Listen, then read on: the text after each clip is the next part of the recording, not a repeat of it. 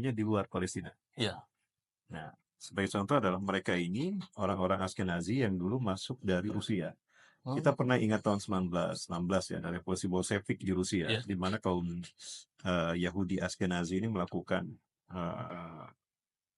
penyerangan Iya. pembantian pada Kristen Ortodok, Iya. ratusan gereja di bumi hanguskan, ratusan ribu korban. Iya. Nah, mereka ini kemudian menjadi masalah bagi dunia.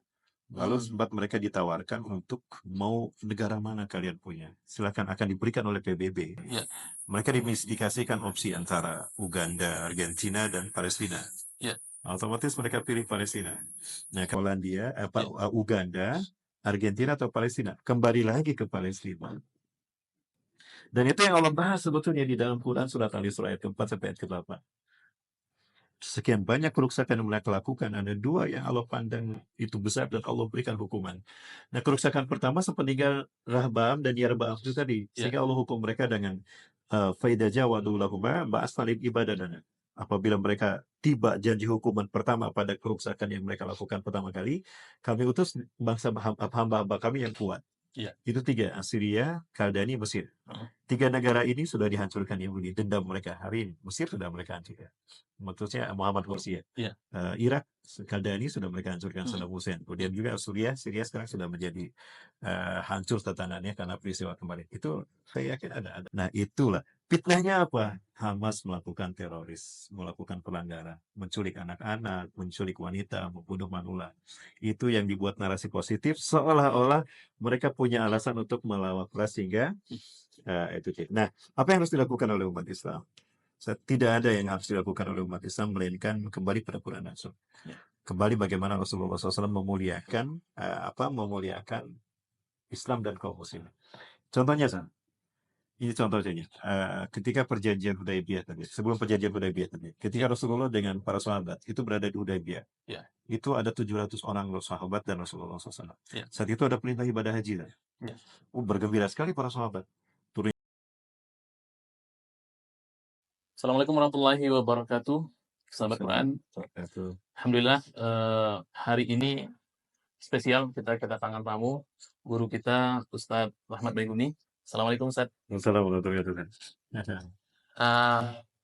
Sesuai dengan spesifikasi beliau terkait dengan Palestina, kondisi Palestina dan kondisi hari ini tentang akhir zaman, maka kita akan berbincang dengan guru kita Ustadz Rahmat Baiguni beberapa waktu ke depan terkait dengan kondisi terbaru, bahkan hari ini sudah sampai 1 tahun ya, sudah yang kesekian kali ya di Palestina. Oktober, 7 Oktober. Sekarang 13 Oktober ya. 13 Oktober. Berarti sudah 1 tahun lebih beberapa hari. 6 hari. Palestina. Bahkan sudah lebih dari 45.000 korban syahid di sana. Ini mungkin saya ingin mendengar penjelasan dari Ustaz. Yang pertama, kenapa kok bisa kembali? Bukan kenapa kok bisa kembali ya, tapi Yahudi kembali melakukan penjajahan di Palestina. Bahkan Palestina itu sebenarnya adalah negeri kaum muslimin. Kemudian sudah sekian banyak nyawa yang melayang di sana, wafat kaum muslimin di sana. Kita sebagai kaum muslimin, apa yang mesti kita lakukan? Baik. Bismillahirrahmanirrahim. Assalamualaikum warahmatullahi wabarakatuh. Sahabat Quran sekalian dirahmati Allah SWT. Ada banyak motif yang kita bisa ambil dalam melihat apa yang terjadi di Palestina saat ini. Pertama dari motif ideologi, bahwa orang-orang Yahudi itu mereka tidak lepas dari ambisi mereka sebagai, pertama, keyakinan mereka sebagai kaum pilihan Tuhan, kaum terbaik. Walaupun sebetulnya itu sudah tidak berlaku. Kenapa? Karena ketika Allah SWT mengharamkan mereka masuk ke Palestina 40 tahun, itu mereka sudah mulai jatuh. Level tingkatan kemuliaan mereka di hadapan Allah SWT, khusus untuk Yahudi yang saat itu dengan Nabi Musa misalnya. Dimana pada saat itu mereka seringkali diingatkan oleh Allah. Uskuru ni'mati allati an'amtu alaikum. Ingatlah kalian atas nikmat yang aku berikan pada kalian. Artinya memang mereka tidak pandai bersyukur. Seperti ketika mereka berada di Laut Merah. Mereka bahkan memaki Nabi Musa sendiri. Itu adab yang sangat luar biasa, kurang bagusnya. Celakalah, mampuslah kita Musa. Yang namanya melarikan diri itu bukan ke laut, tapi ke darat. Iya. Mampuslah kita gara-gara si Musa dia sampai begitu. Ya, apakah kita akan menyeberangi lautan yang akan dimakan oleh ikan hiu, di belakang ada Firaun dengan bala tentaranya, mampuslah kita. Nah, maka Nabi Musa alaihissalam sampai kaget juga dan mengatakan, celakalah kalian. Ya. Ya, celakalah ibu kalian. Cabut ucapan kalian. Aku ini Nabi dan Rasul kalian. Artinya sekelas Nabi Musa diperlakukan begitu. Apalagi manusia selain, apalagi bangsa-bangsa lain selain Yahudi. Ya. Nah, mereka lupa ketika mereka keluar dari Mesir, dinaungi awan, dimanja banget sama Allah gitu ya. Ya. Keluar kepanasan, ada awan, yuzrihumul ghamam, lapar dalam perjalanan dikasih mana dan salwa. Ya. Kemudian ketika haus, Allah beri mukjizat, Nabi Musa pukul batu keluar air kan. Itu mukjizat yang konstan, instan, langsung mereka terima, tapi tidak mereka syukuri. Sehingga ketika mereka diperintahkan masuk ke Palestina memerangi kaum Jabariyah, mereka menolak. Mereka lupa Allah bersama mereka. Ya. Nah, itu yang tidak mereka syukuri dan betapa mentalitas mereka seperti itu. Nah, ini terwariskan dan terlihat dari mentalitas yang sekarang ada. Khusus tentang Palestina. Palestina ini kan dihuni oleh beberapa, maksudnya ada orang Yahudi sejak dulu. Memang sejarah mereka masuk ke Palestina itu di zaman Nabi Yusuf alaihissalam. Kemudian maksud saya di zaman Nabi Yusa bin Nun. Setelah Nabi Musa alaihissalam wafat, kan Nabi Musa dan Nabi Harun tidak sempat membawa Yahudi masuk ke Palestina. Ya. Nah, 600.000 Bani Israel masuk ke Palestina di zaman Nabi Yusha bin Nun alaihissalam. Setelah mengalahkan kaum Jabariyah. Nah, disitulah mereka pertama kali masuk ke Palestina. Sehingga ada etnis mereka di Palestina. Nah, ada 5 klan Yahudi yang berada di sana. Namun yang terbesar ada 2. Ada klan Sephardim, ada Ashkenazim. Yahudi Sephardim ini adalah Yahudi yang mereka cinta sama Palestina, bersahabat dengan Palestina dan berdamai. Itu sampai sekarang pun masih ada. Dan mereka bersahabat dan bahkan mereka juga anti Zionisme, anti genosida, anti pembantaian. Bahkan mereka ikut disiksa sama Yahudi. Pendeta-pendeta mereka sempat ada, saya lihat di dalam suatu tayangan di sinagoga besar tuh marah-marah ketika genosida 7 Oktober itu terjadi. Dan mereka mengatakan ini ada isyarat dari Tuhan kita bahwa Tuhan akan segera menghukum bangsa ini dan akan menghabiskan bangsa ini. Keluarlah kalian dari Yerusalem, keluarlah kalian dari Palestina semua. Nah, itu yang disampaikan oleh Yahudi Sephardim. Nah, Yahudi yang kedua, yang inilah yang menguasai kendali politik Israel hari ini adalah Yahudi Ashkenazim. Yang sebetulnya mereka dulunya di luar Palestina. Nah, sebagai contoh adalah mereka ini orang-orang Ashkenazi yang dulu masuk dari Rusia. Kita pernah ingat tahun 1916 ya, ada revolusi Bolshevik di Rusia, di mana kaum Yahudi Ashkenazi ini melakukan penyerangan, pembantaian pada Kristen Ortodok, ratusan gereja di bumi hanguskan, ratusan ribu korban. Nah, mereka ini kemudian menjadi masalah bagi dunia. Lalu sempat mereka ditawarkan untuk mau negara mana kalian punya, silakan, akan diberikan oleh PBB. Mereka dikasihkan opsi antara Uganda, Argentina, dan Palestina. Otomatis mereka pilih Palestina. Nah, kenapa mereka pilih Palestina? Nah, maka meyakini bahwa Palestina ini adalah jantung dunia. Apalagi dalam historical ideologis bahwa Palestina ini adalah pusat peradaban para nabi dan rasul. Di mana peradaban manusia di dunia, jantungnya itu Palestina. Secara geografis pun memang Palestina adalah jantung dunia. Dan ini yang dulu sempat dipopulerkan oleh gurunya Adolf Hitler, Profesor Karl Hauser, bahwa Palestina is the heartland of the world, jantung dunia. Karena dia menghubungkan benua Afrika, Eropa, dan Asia. Maka siapapun yang ingin menguasai dunia, dia harus dimulai dengan Palestina. Nah, Yahudi, mereka punya proyek The New World Order, tata dunia baru yang mereka ingin kuasai dunia. Maka mereka mulai di Palestina. Nah, sejak 1916 revolusi Bolshevik terjadi, maka Inggris kemudian Prancis ini menjadi 2 negara yang coba melayani kepentingan Ashkenazi itu. Maka ada upaya untuk memecah Syam menjadi 4. Dulu Rusia, karena revolusi Bolshevik ini Rusia mundur, Uni Soviet mundur, maka yang maju Prancis dan Inggris. Dipecahlah Syam menjadi 4. Ada Palestina Jordan diberikan pada Inggris, kemudian Lebanon dan Suriah diberikan pada Prancis. Nah, sejak saat itulah terjadi okupasi. Nah, Ashkenazi dari seluruh dunia, dari Rusia, Polandia, Skotlandia, dan sebagainya, itu masuk secara masif sampai setiap bulan itu bisa 2.000 orang. Bisa 2000. Nah, terjadilah okupasi, Zat. Iya. Perebutan wilayah oleh mereka, orang Palestinanya yang mempertahankan hartanya, tanahnya ditembak, dibunuh mati, sehingga ada pengungsian, tragedi Nakbah, Zat. Tragedi berdarah yang 5.000 orang. Nah, itu terjadi di peristiwa. Dan ada peristiwa pembantaian pertama itu di Sabra Satila. Iya. Itu 3 hari dibantai, 3.600 kurang lebih meninggal dunia. Syahid. Dalam sehari itu 1.200-an. Itu tragedi pertama yang terjadi pada saat itu. Nah, sejak saat itulah terjadi okupasi wilayah Palestina, sehingga dari 12 provinsi Palestina, Iya. 11 itu sudah mereka kuasai. Iya. Pada tahun 1946, etnis Yahudi tidak lebih dari 8%. 1946. Iya. Dan itu masih aman, Zat. Belum ada okupasi. Iya. Maka kemudian tadi, karena ini mungkin desakan dari PBB, mau tidak mau harus dilayani. Mereka pilih Palestina, maka diizinkan sama Susano. Maka pada tahun 1947, Iya. PBB yang tanda petik merupakan instrumen politik Yahudi dan Amerika, Iya. itu memecah Palestina menjadi dua. 54% bagi Yahudi Askenazi dan Iya. sebagainya. Kemudian 46% bagi Muslim Palestina. Artinya ada reduksi wilayah Palestina yang diberikan pada Yahudi.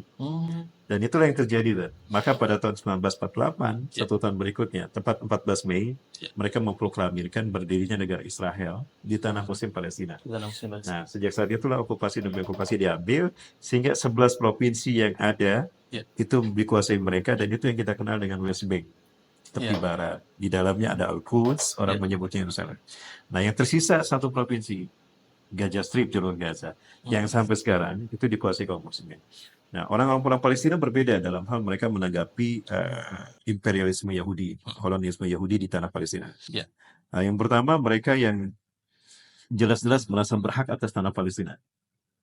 Dan mereka tidak mau ada orang-orang Yahudi Askenazi yang masuk ke sana. Iya. Yahudi yang Sephardim yang sudah ada itu sudah menjadi bagian Palestina karena mereka bersahabatnya. Dan mereka punya nilai sejarah dari sejarahnya sejak dulu. Iya. Nah, maka mereka tetap meminta agar Askenazi ini mereka keluar dari Palestina. Nah, keluar dari Palestina. Nah, siapa yang waktu itu Askenazi yang memproklamirkan ini Israel? Ada David Ben Gurion. Iya. Ya, David Ben Gurion ini adalah Perdana Menteri Israel pertama, yang dia berambisi penuh untuk menguasai Sinai. Menguasai Sinai. Jadi sebetulnya Palestina ini jantung dunia. Dari Palestina ini nanti mereka akan membuat negara yang luasnya tuh Sinai secara de facto dan de jure sampai hari ini. Itu sebetulnya. Dan tragedi 7 Oktober pun tidak lepas dari ambisi David Ben Gurion ini. Nanti kita bahas insya-Allah. Nah, ini mohon maaf saatnya saya flashback ke sejarah. Jadi dari mana historicalnya seperti apa? Karena dari sinilah kita bisa melihat motif-motif yang lain. Ini motif ideologi, historical ideologi, ada motif politik, dan ada motif ekonomi juga. Motif dunia. Tapi saya melihat bahwa sebegitu besarnya permusuhan kaum Yahudi itu kepada kaum muslimin. Kalau dalam Al-Quran itu memang menjelaskan bahwa walan taqdu'an kal yahudi walan nasara. Tapi sejauh sejarah, sepanjang story sejarah sebelum ketika kaum muslimin menaklukkan wilayah itu dari Romawi. Berarti sebelumnya kan wilayah Palestina itu yang diduduki oleh Yahudi ya sebelumnya. Itu kan telah diambil alih oleh Romawi. Kemudian kalau nggak salah ketika masanya Umar bin Khattab, ketika ditaklukkan kembali Palestina. Nah kemudian sekarang mereka masuk kembali ke sana. Apakah dasar itu mereka juga menganggap kaum muslimin pernah merebut tanah mereka? Gimana? Ya, itu tidak benar. Tidak benar. Ya, ada suatu referensi mereka, referensi tua. Ya. Lebih tua dari Bible yang dibuat paling tua Ya. itu tahun 1700 berapa. Ya. Itu dikatakan bahwa ternyata Palestina itu dari dulu sudah ada, nama Palestina itu sudah ada, dan Israel belum ada. Israel belum ada. Israel belum ada. Gimana Itu sejarah? 1948. Jadi sejarah wilayah itu adalah milik Muslim Palestina. Yang dari atasnya itu dari Syam, anak Nabi Nuh alaihissalam. Makanya dinamakan Syam. Nah, Yahudi masuk ke sana itu tadi pada zaman Nabi Yusha bin Nun. Nabi Yusha bin Nun membawa mereka berhasil masuk, lalu mereka tinggal di sana, maka muncullah ada Muslim, ada Yahudi, ada Nasrani.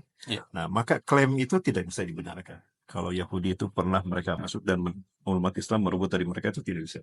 Karena sejak awal itu sudah ada Muslim Palestina. Jadi kalau kita bicara Yahudi, tentu bicara asal-usul bangsa Yahudi. Ini gimana asal-usul bangsa Yahudi sehingga mereka itu ada di Palestina, kemudian bisa jadi sebagian dari mereka atau mungkin keseluruhan dari mereka yang sekarang melakukan kejahatan di sana itu menganggap bahwa itu adalah negeri mereka. Gimana? Iya. Eh, Bermula dari Nabi Ibrahim alaihissalam. Ya, Nabi Ibrahim ini punya istri yang pertama Siti Sarah. ya, Itu berasal dari ya, Ur, dari Babylon. ya, Kemudian yang kedua, lama kan tidak punya anak, kemudian menikah dengan Siti Hajar. Itu putri Raja Mesir yang digulingkan. Namanya Siti Hajar. Nah, kemudian Siti Hajar ditikah sama Nabi Ibrahim, melahirkan Nabi Ismail. ya, 14 tahun kemudian melahirkan Nabi Ishak. ya, Jadi lebih tua Nabi Ismail. Nah, Nabi Ismail melahirkan bangsa Arab. ya, Rasulullah SAW ya, 2600 tahun kemudian. ya, Nah, Nabi Ishak ini melahirkan Nabi Yakub. ya. Nabi Yakub ini kembaran dengan Al-Is dari istri Nabi Ishak, Rifqah binti Batwain. Nah, Nabi Yakub inilah yang bergelar Israel. Oh, Ya, ya, kenapa demikian? Nah, tugas pertama yang diterima Nabi Yakub dari Allah sebagai SK kenabian Allah untuk Nabi Yakub ini adalah melakukan perjalanan dari Kanaan, Palestina ke Paddan Aram.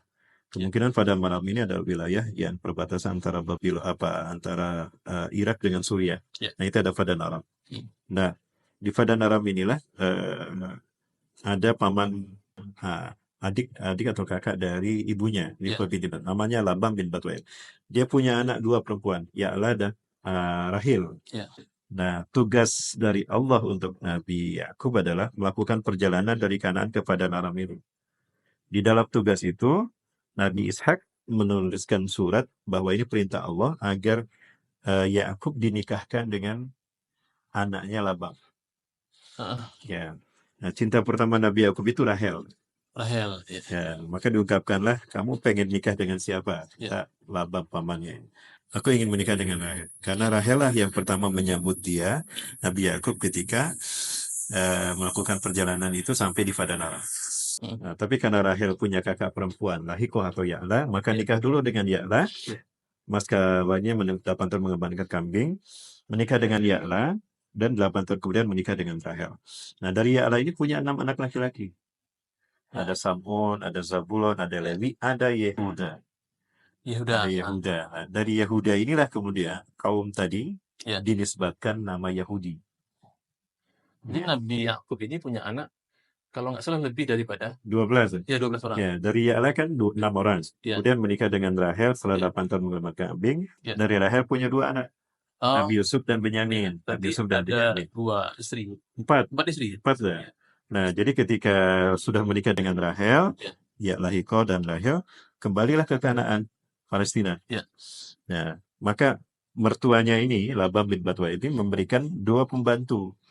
Satu Zulfa untuk menjadi pembantunya Rahel, yang satunya lagi Balha untuk menjadi pembantunya Ya'la.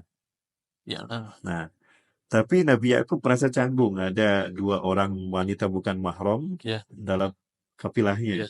Maka kedua-duanya ditikah. Jadilah 4 istri. Ya, ini kenikmatan yang Allah berikan. Berangkat itu jomblo, pulang 4 istri. Nah, dari mereka lah dapat 12 anak laki-laki. Dari Ya'la melahirkan 6 anak laki-laki, ada Lewi. Lewi garis keturunannya melahirkan Nabi Musa. Dari Yehuda melahirkan bangsa Yahudi yang menjadi umat Nabi Musa. Dari Rahel ada Nabi Yusuf dan Benyamin. Dari Balha ada Dan dan Naftali. Ada Zulfa, Jud dan Asil. Berarti Yahudi keturunan daripada Yehuda. Nah, mereka disebut Yahudi karena dinisbatkan dari Yehuda. Kalau pertama, Bani Israel kepada Nabi Yakub. Nabi Yakub dan 12 anak inilah yang disebut Bani Israel. Keturunan Nabi Yakub alaihissalam. Dan dari anak beliau yang Yusuf, bukan? Nah, itu nabi pertama Bani Israel, Nabi Yusuf alaihissalam. Dari Rahel. Nah, 12 inilah yang terkena sampai sekarang Isna Asyur al-Kiban, 12 dinasti Yahudi. Yang kemudian dipersatukan oleh Sin Mer Amtsrothschild awal abad ke-18, akhir abad ke-17 di Frankfurt Bavaria dibuatlah persekutuan petinggi dinasti Yahudi yang 12 di dunia, diberi nama Illuminati, kelompok Illuminati. Dari situ. Nah, disitulah dirancang bagaimana menguasai dunia. Revolusi Prancis, revolusi Amerika, dan revolusi industri di Inggris itu dari sana. Berarti faktor yang paling menonjol itu adalah faktor ideologis. Ideologi, Ya, faktor ideologi. Dan mereka ideologinya eksklusif. Tidak pernah mereka menyebarkan ideologi lain. Ideologi mereka kayak yang ya, lain. Maka kita tidak pernah mendengar Yahudisasi. Kalau Kristenisasi sering ya, dengar, ya. tapi Yahudisasi tidak. Prosesnya. Berarti misi mereka itu terselubung. Serubung lah. Terselubung. Itu secara ideologi saja. Misi ideologi. Nah, kemudian secara politik, Ya. mereka punya ambisi untuk menjadi superpower. Mereka ingin menciptakan satu pemerintahan tunggal dunia, di mana mereka yang menguasai. Jadi mereka ingin menciptakan one government in the world Ya. sejak awal. Ya. Nah, langkah-langkahnya itu adalah menciptakan negara-negara boneka. Wabil khusus negara di sekitar Sinai, yaitu negara-negara Arab. Otomatis lah mereka menggerakkan negara-negara Arab ini dengan menggunakan fraksi-fraksi mereka. Ya, dengan ordo Illuminati-nya. Secara ideologi, Illuminati-nya punya ordo ada filosofi, ada Kabbalah. Kabbalah itu ideologi mereka. Ada Rotary, ada Mayan dan sebagainya. Mayan Club masih ada sebagainya. Nah, mereka yang kemudian menjadi sebuah gerakan yang kemudian menguasai dunia. Ya, sehingga melahirkan negara-negara Arab ini, mereka dipisahkan dari Turki Utsmani. Ya, dipisahkan dari Turki Utsmani dan mereka dibantu untuk berdiri. Ya, seperti untuk Arab ini ada siapa? Ada Thomas Edward Lawrence yang sempat dijuluki Lawrence of Arabia. Mirip seperti Snapugro-nya di Indonesia. Dr. Christian Snapugro. Nah, jadi lahirnya negara-negara Arab ini dan berkaitan dengan bagaimana upaya Yahudi mungkin memisahkan mereka dari khilafah Turki Utsmani. Nah, kemudian kapan lagi Yahudi masuk ke sana? Ketika mereka ada di sana melalui Nabi Yusuf bin Tadi, mereka menetapkan di Palestina. Nah, sepeninggal Nabi Daud dan Nabi Sulaiman, itu mereka pecah jadi dua. Ada yang di utara, ibu kotanya Judah, dan mereka mengklaim tetap memegang Taurat. Dipimpin oleh anaknya Nabi Sulaiman, Yarbaam. Nah, di bawah bagian selatan itu mereka beri ibu kotakan Israel. Namanya Israel. Kalau yang di atas Judah, di bawah Israel, yang selatan itu dipimpin oleh ponakan Nabi Sulaiman, Rahbam. Nah, selama dipimpin oleh mereka tidak ada yang namanya perang. Mereka tetap mengikuti Taurat, Nabi Daud dan Nabi Nabi Sulaiman. Nah, tapi sepeninggal itu mereka melakukan dosa, perang antara utara dan selatan, sehingga Allah hukum mereka. Karena terjadi kerusakan itu. Allah hukum mereka dengan 3 bangsa besar. Ada Syria, Kadari, dan Mesir. Sejak saat itu mereka mulai mengalami kehancuran. Puncak kehancuran pertama mereka itu terjadi ketika Romawi menjajah mereka. Kaisar Titus maksud saya, Kaisar Titus dari Romawi ini itu betul-betul menghabiskan mereka sehingga mereka terusir dari Palestina. Sehabislah mereka ke seluruh dunia. Nah, masuk lagi mereka ke Palestina adalah pasca Holocaust, Perang Dunia Kedua. Ya, cerita Holocaust ini menarik. Ini versi saya saja. Ini versi saya bahwa Hitler itu menawan ribuan, 5.000 lebih, kurang lebih 5.000 orang Yahudi. Ya. Walaupun ini ada sejarahnya kenapa Hitler menawan Yahudi. Karena memang di Jerman, Yahudi saat itu menguasai ekonomi. Mereka pendatang, tapi kehidupannya lebih daripada cukup gitu. Sementara pribumi Jerman sendiri, mereka berada di bawah garis kecukupan, bahkan miskin. Nah, maka Hitler mencoba membalik. Pribumi diangkat, Yahudi diperbudak. Nah, yang 5.000 ini ditawan, kemudian dikirim surat ke Rothschild di Bavaria, ya Jerman. Dulu kan belum ada Jerman, dulu namanya Bavaria. Nah, aku menawan sekian ribu orang, bangsa kamu tebus sekian. Jika tidak ditawan, sampai tanggal sekian akan aku habisi mereka. Kata Hitler. Ya, itu sebetulnya sebagai sebuah retorika politik untuk menunjukkan aku berkuasa loh di Jerman. Kata Hitler. Ya, itu saya kira layak, itu menunjukkan dia berdaulat. Nah, maka diutuslah oleh Rothschild ini utusan dari Yahudi untuk melihat ribuan si Yahudi yang ditawan Hitler itu. Ternyata mereka adalah bapak-bapak, ibu, nenek-nenek, wanita, anak-anak, dan sedikit pemudanya. Sementara saat itu Yahudi, sebagaimana ambisi dari Theodor Herzl, Ya. Bapak Zionisme pertama, dia ingin membangun negara di Palestina.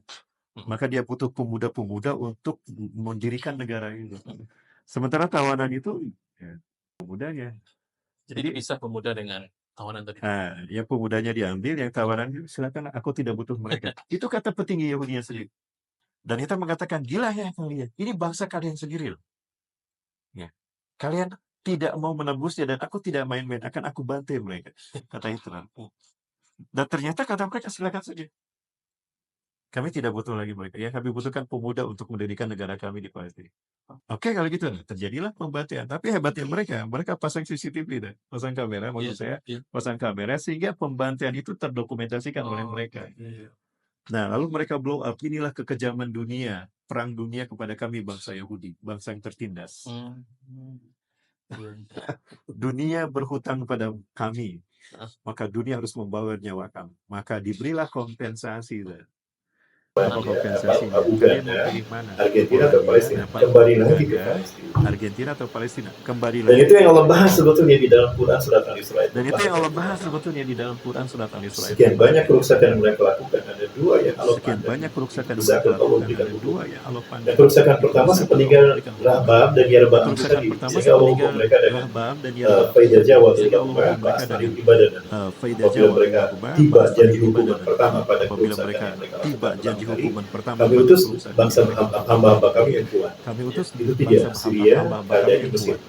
Tiga negara ini sudah Syria, dihancurkan. Kaldani, Mesir. Berita mereka. Tiga negara ini sudah dihancurkan Yahudi. Dendam Mesir, mereka Muhammad dari Mesir. Mesir Ya. dan mereka. Irak, Kaldani Mesir, sudah Muhammad dihancurkan Mesir. Saddam Hussein. Kemudian Irak, juga Syria Kaldani sekarang sudah sudah dihancurkan menjadi Saddam Hussein. Kemudian juga Syria sekarang sudah menjadi hancur tatanannya karena peristiwa kemarin. Itu saya yakin ada mereka di belakang. Nah, sehingga mereka terusir ke luar itu kan, puncaknya Kaisar Titus Romawi. Nah, kembali lagi setelah Holocaust itu, mereka masuk beramai-ramai sehingga terjadilah pemisahan Palestina atas nama PBB. Dan Amerika, Harry S. Truman ini menerima putusan PBB tadi. Walaupun sebetulnya itu putusan Amerika juga, putusan Yahudi juga. Keberadaan mereka itu adalah restu dari PBB dan Amerika, sehingga mereka mengungsi ke sana, sehingga masuklah Yahudi Ashkenazi dari seluruh dunia. Yang sekarang memegang politik Israel, kendali pemerintahan Israel itu adalah Yahudi Ashkenazi. Contohnya Benyamin Netanyahu, dia bukan orang lahir Palestina, enggak. Ayah kakeknya itu dari Polandia.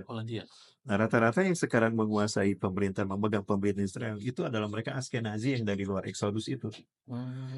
Dan memang Allah berjanji akan menguatkan mereka. Dalam Quran surah Al-Isra ayat 4-8 tadi dikatakan, ya, summa radadna a'udzubillahi minasyaitonir rajim, summa radadna lakumul karah. Kemudian kami kembalikan kesempatan untuk kalian alaihim, untuk menguasai kembali Palestina. Wa amdadnakum bi amwalin wa banin, dan kami kuatkan kalian dengan harta dan keturunan. Ya. Wa ja'alnakum aktsara nafira, dan kami jadikan kalian bangsa yang besar dari seluruh dunia tuh. Nah, Exodus mereka besar-besaran, dikuatkan memang PBB menggelontorkan dana kompensasi setelah peristiwa Holocaust perang dunia itu. Dana mengalir, wa banin, mereka mendapatkan anak-anak yang menjadi tentara mereka. Maka kita lihat sekarang di Palestina. Yang tentara IDF itu bukan dari Israel saja, itu dari negara-negara yang menjadi bagian yang loyal kepada Israel. Israel ini, maka ada yang dari Eropa, Afrika, bahkan dari Asia juga. Biasa. Nah, itu saat yang terjadi. Nah, mereka membuat kisah-kisah seolah-olah mereka yang berhak, mereka tertindas, mereka berhak atas tanah Palestina, dan Arab Islam.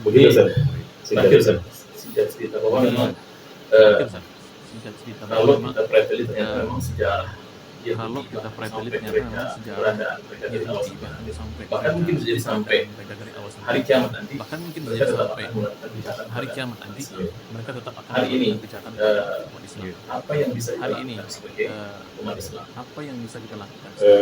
Yang tadi mohon maaf sebelum selesai tadi, mungkin nanti yang sekarang ini yang sekarang motifnya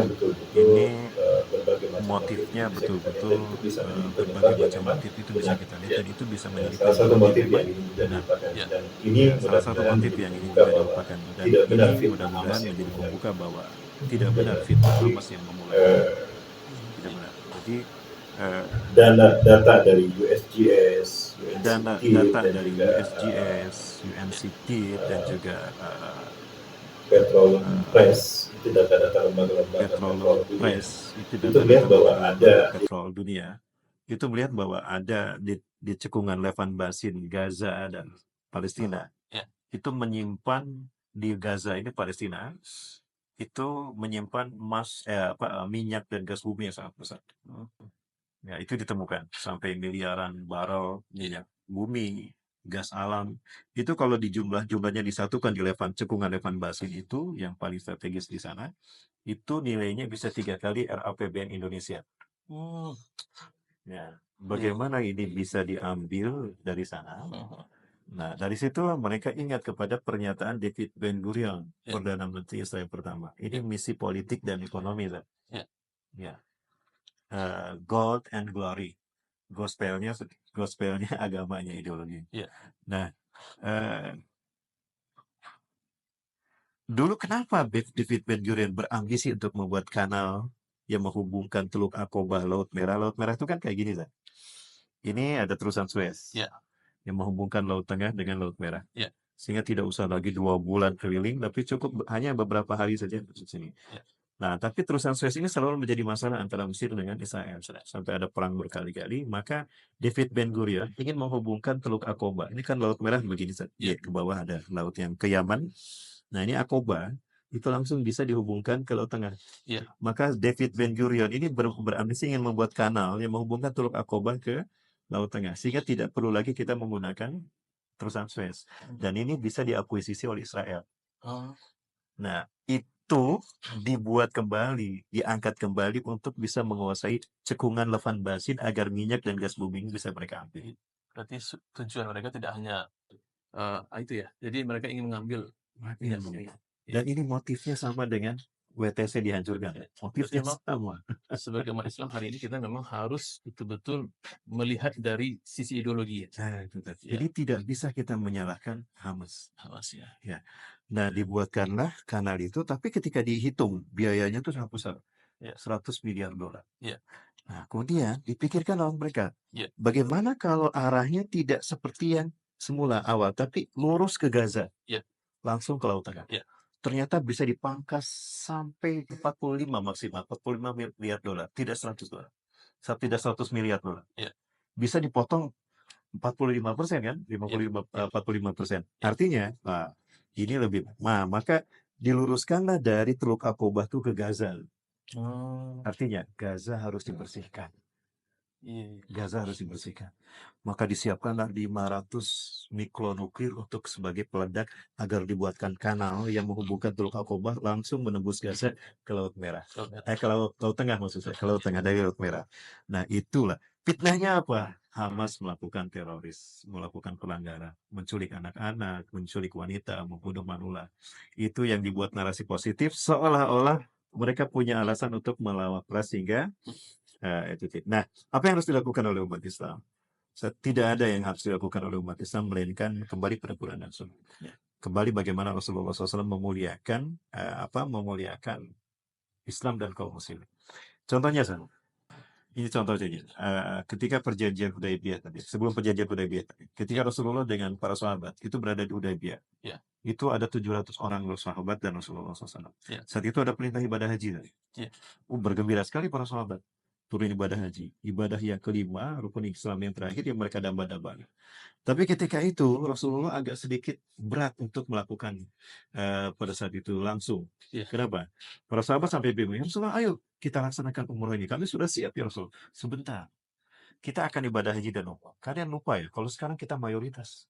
Dulu kita minoritas, tertindas. Sekarang kita mayoritas. Ini sekarang aja ada 700.000 orang bersama saya di Hudaybiyah. Kalau kita masuk mereka, orang-orang Mekah akan mengira kita menyerang mereka. Mereka, orang-orang Mekah akan mengira maka kita akan ada menyerang perang, mereka. bukan ibadah haji malah perang. Maka akan ada perang, bukan Juga ya. ibadah haji malah perang. Cerdas sekali Rasul, ya aku kan Nabi dan Rasul kalian. Cerdas sekali. Jadi gimana ya Rasulullah? Nabi dan Rasul Utus kalian. seseorang kasih tahu. Jadi gimana ya Abu Rasulullah? Sufyan dan penduduk Mekah, Seseorang kami kasih datang tahu ke untuk Abu ibadah haji Sufyan dan dan penduduk Mekah, perang. kami Maka tolong datang untuk berikan ibadah haji jalan. dan umroh, bukan untuk perang. Diutuslah Maka Utsman tolong bin Affan. beri kami jalan. Jika cerita Diutuslah bisa Utsman bin apa? Affan. Lama ditunggu. Mana mobilnya? Itu nggak ada beritanya. Sehari 2 hari. Mana lobbynya Diko? Yang ada justru berita Sehari 2 terdengar hari oleh nggak? Rasul. Baru berita, Yang Ustaz. ada justru Ya. berita Utsman bin terdengar Affan. oleh Rasul. Baru berita, Ustaz. Ya. Utsman bin Affan dibunuh. Seorang Utsman bin Affan. Rasulullah hanya mendengar dan Seorang tidak melihat fisiknya Utsman bin Rasulullah Affan. hanya mendengar dan tidak Apa kata melihat Rasulullah? fisiknya Utsman bin Affan. Rasulullah naik mimbar. Apa kata Mobilisasi jihad dilakukan. Rasulullah naik mimbar. Bai'atul ridwan. Mobilisasi jihad dilakukan. Rasulullah mengatakan, ini nilai nyawa seorang muslim. Rasulullah mengatakan, Qatsul ini nilai mu'mini nyawa seorang a'zamu muslim. indallah min salat. Qatsul mu'mini Membunuh seorang a'zamu mukmin indallah lebih min berat salat. dosanya. Membunuh seorang mukmin lebih berat dosanya. Ya. Di sisi Allah ketimbang menghancurkan dunia bumi dengan segala isi. Itu Utsman bin Affan dibunuh.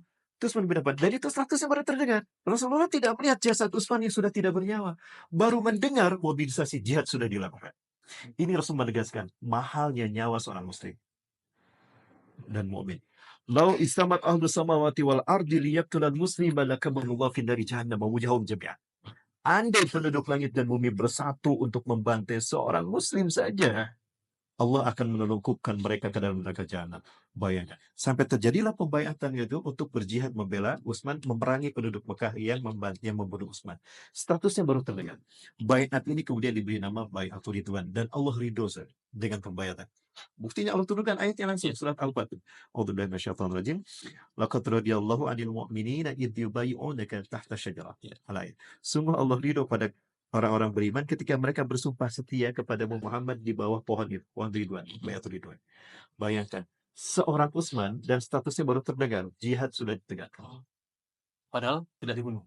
Nah, Abu Sufyan paham itu. Wah, bahaya ini akan ada perang. Mana Utsman, mana sini? Buru-buru kamu balik. Kamu balik. Wah, ternyata tidak kan? Maka terjadilah perjanjian Hudaybiyah. Itu Rasulullah menghargai Utsman. Sekarang, bukan satu orang, 45.000 orang syahid. Dan kita melihat bagaimana mereka dibantai. Ya. Dan kita melihat bagaimana luka-luka mereka. Mana Kepedulian kita. kepedulian bangsa umat Islam, terutama orang-orang Arab yang ada di sana. Ya. Mereka hanya menonton saja. Nah, itu dia, Rasulullah tidak sampai 1 hari. Ini sudah 1 tahun. Mana suara mereka? Inilah hebatnya bagaimana mereka melakukan upaya untuk menghancurkan mereka umat Islam dengan strategi the fight at impera. The fight dipecah belah dalam bentuk nasionalisme, kemudian dikuasai dan diadu domba. Ini yang Rasulullah sabdakan. Jumlah kalian banyak. Yushiku an tada'alikumul umam kama tada'alakalatul asnasa. Ya, sungguh aku khawatirkan hampir-hampir kalian akan dimangsa oleh bangsa-bangsa di dunia seperti hidangan di atas minyak yang disantap oleh para pemangsanya. Apakah minoritas yang bisa itu? Oh, balang tuh kalian kasih. Mayoritas itu negara Arab itu saya hitung di sekeliling Palestina hari ini tidak kurang dari 364 juta. 364,76 juta kaum muslimin. Dan di Palestina tidak lebih dari 9,6 juta Yahudi. Masuk di akal tidak, 9,6 juta Yahudi membantai 4,9 muslim Palestina. Sementara di kelilingnya ada 364 juta. Jangankan berjihad, kasarnya saja, mohon maaf ini. Kencing bareng-bareng tuh yang 360 juta muslim Arab tenggelam tuh 9,6 juta. Tidak akan lama. Imam Hasan Al-Banna Syahid Allah yarham, Mursid Ikhwanul Muslimin mengatakan tidak perlu 1 tahun, bertahun-tahun sejak 1948. 3 hari umat Islam Arab bersatu selesai Palestina. Ini sejak 1948. Ini sudah berapa tahun? Ini bagaimana hebatnya dan buruknya hebatnya strategi Yahudi dan buruknya perpecahan umat Islam. Maka solusinya umat Islam kembali pada pangkuan Quran dan Sunnah, bersatu berjamaah, selesaikan masalah Palestina, selesai dunia. Karena Yahudi yang menguasai dunia dimulai dari Palestina. Maka untuk menyelesaikan problematika umat Islam dunia, mulai dari selesaikan masalah Palestina. Karena itulah jantung masalah dunia. Sepakat. Salah. Jadi ini obrolan ini sebenarnya tidak selesai sampai di sini. Tidak selesai satu sesi saja. Mudah-mudahan nanti di sesi berikut kita bisa lanjutkan karena memang panjang sekali historisnya. Ada spesies yang tadi terpotong juga. Baik Ustaz, terima kasih Ustaz. Sama-sama. Dan mudah-mudahan di kesempatan berikut kita bisa ulas lebih banyak lagi. Dan bisa kita berikan kepada kaum muslimin apa sebenarnya dan bagaimana harus langkah lebih detail lagi yang kita lakukan. Terima kasih kepada Ustaz. Assalamualaikum warahmatullahi wabarakatuh.